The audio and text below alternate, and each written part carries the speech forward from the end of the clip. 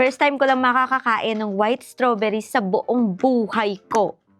Late 20s na ako, pero ngayon pa lang ako makakatikim nito. Can you imagine? Matitikman ko siya dito pa sa China. Nabili ko lang siya for 29.80. Nasa 280 plus sa pera natin. Sulit na siya, diba? Zezet pansit. Ay, hindi pala ito pansit. Katukayo pala. Amuyin natin. Amoy strawberry siya. Pero parang mas sweet yung amoy niya. Ito na, excited na ako. Sobra. So, unahin na natin tong mamink-mink. Ayan. May pink siya dito. Dito white lang. Wait. Ano itsura niya?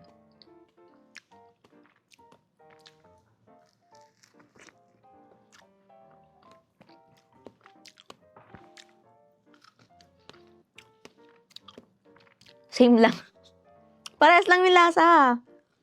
Parehas lang siya ng lasa. Isa pa. Lasa siyang makopa. Alam niyo yung makopa?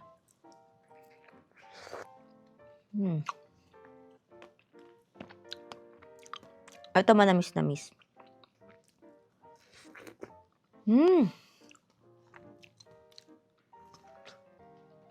Same lang siya.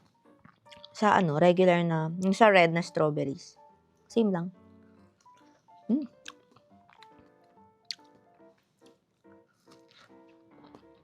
Love it.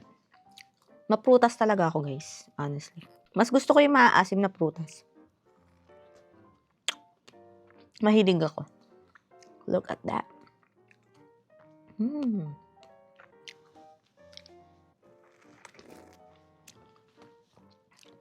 So, ayun.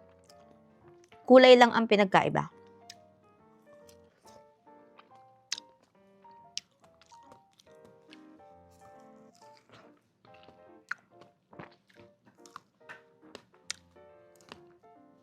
Sa susunod ulit, yung mga first time, mga little things, alam mo yun. Pero sa akin, big deal siya. Kasi nga first time po eh. So, ayun lang. Bye!